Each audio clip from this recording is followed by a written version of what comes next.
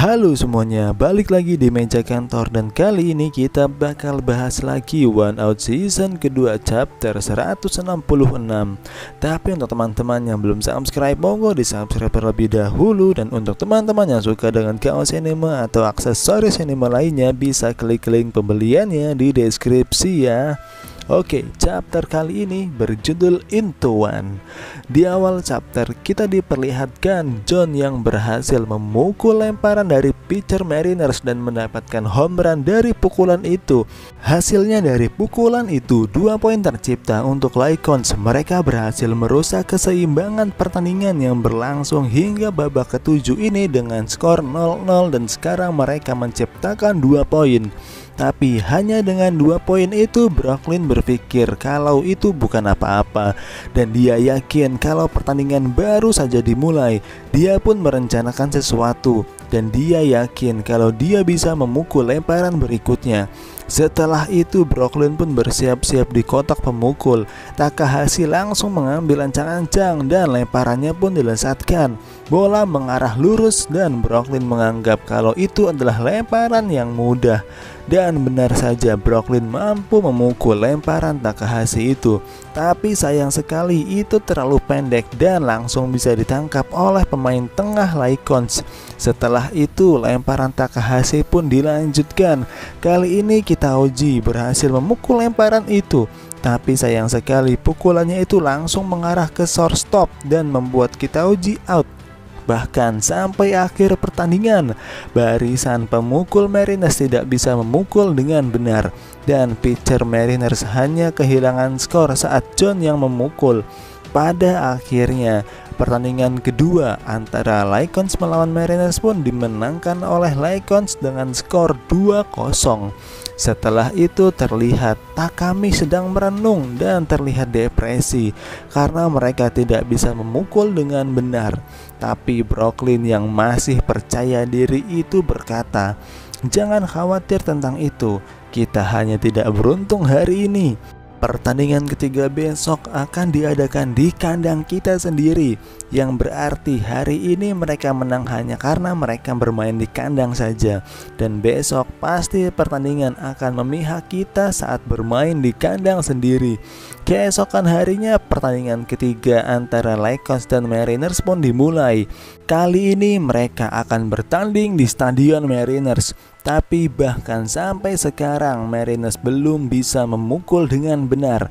Terlihat Takami yang berhasil memukul, tapi sayang sekali pukulan itu langsung mengarah ke shortstop dan menghasilkan double play. Bahkan para pemukul terhebat yang terkenal di Liga Utama, mereka tidak bisa memukul. Lagi dan lagi semua pemukul Mariners bisa diatasi dengan mudah oleh para pemain Lycons. Dan pada akhirnya pertandingan ketiga antara Mariners melawan Lycons dimenangkan oleh Lycons dengan skor 4-0. Setelah pertandingan itu selesai, pelatih Mariners yang khawatir itu pun langsung meminta staf lainnya untuk memeriksa dan menganalisa ulang video Lycons melawan Mariners karena dia merasa ada sesuatu yang sangat aneh. Di sisi lain, Lycons sedang menikmati kemenangan kedua mereka di pertandingan ketiga ini. Rentetan serangan aneh dan mengerikan yang menghantui Mariners tidak kunjung berhenti. Keesokan harinya di pertandingan berikutnya, terlihat para pemukul Mariners tidak bisa memukul lemparan dari pitcher Mariners dan membuat mereka out dengan mudah. Serangan Mariners di babak pertama ini benar-benar tidak bekerja. Mereka mendapatkan 3 strikeout berturut-turut. Lalu terlihat Takami seperti menyadari sesuatu. Lalu dia pun menghampiri Thomas yang baru saja gagal memukul dan dia berkata kepada Thomas kalau postur memukulnya sedikit aneh. Thomas pun bingung dengan perkataan Takami itu. Lalu Takami berkata kalau keanehannya itu terdapat pada bahu Thomas yang agak sedikit tinggi saat memukul, tidak seperti biasanya. Tapi Thomas tidak menyadari hal itu dan menganggap kalau itu hanya imajinasi Takami saja. Setelah itu di tengah lapangan terlihat Amami berhasil memukul lemparan Lycons. Tapi lagi-lagi pukulan itu bisa dengan mudah ditangkap oleh pemain bertahan dan membuatnya out. Setelah Amami selesai memukul, Takami pun berkata kalau postur memukulnya juga aneh. Langkahnya saat memukul lebih kecil daripada biasanya. Tapi Brooklyn yang mendengar perkataan Takami itu masih mengabaikannya dan menganggap kalau Takami itu terlalu grogi karena kekalahannya di pertandingan kemarin. Dan Brooklyn berkata kepada Takami kalau mereka tidak bisa menang kalau kita mempunyai kekhawatiran seperti yang Takami katakan. Brooklyn pun memberi harapan Mariners untuk menang di pertandingan kali ini. Tapi di tengah lapangan terlihat Kojima berhasil memukul lemparan dari Mariners itu. Bola melesat dengan sangat jauh dan pukulannya itu berhasil home run.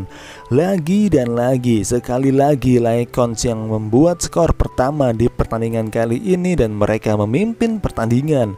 Kojima dengan home runnya itu berhasil membuat 3 poin untuk Lycons. Biasanya yang memulai untuk memimpin pertandingan adalah Mariners, tapi kali ini lawan mereka sungguh di luar dugaan. Bagaimanapun hari ini para barisan pemukul benar-benar meledak-ledak. Tidak hanya barisan pemukul Mariners tapi juga para pemukul Lycons. Mereka terus-terus memukul dan memenuhi semua tempat. Di sisi lain para pemukul Mariners hanya melanjutkan untuk memukul angin dan tidak mengenai bola itu. Di akhir babak kelima ini, poin antara Mariners melawan Lycons adalah 8-0 dengan keunggulan Lycons. Para pemain Mariners pun heran dan bingung sebenarnya apa yang terjadi. Setelah itu ada seorang pelatih Mariners yang masuk ke dalam bangku cadangan dan dia menyampaikan hasil analisa dari video pertandingan ketiga antara Mariners dan Lycons. Pelatih utama Mariners pun langsung melangkah mendekati laporan tersebut dan langsung menebak hasil laporan itu adalah adanya kecurangan dari Lycons. Tapi hasil analisa itu tidak membuktikan apapun tentang kecurangan Lycons. Hasil analisa itu lebih penting dari hal tersebut. Ini adalah kemungkinan kenapa para pemukul Mariners selalu salah dalam memukul. Itu karena postur memukul mereka semuanya berubah. Mendengar itu para pemain Mariners dan pelatih pun diam sejenak karena kaget. Lalu Thomas berkata, kalau masalah perubahan postur memukul itu selalu berubah sedikit demi sedikit saat musim berlangsung. Tapi hasil analisis itu menyebutkan hasil yang berbeda.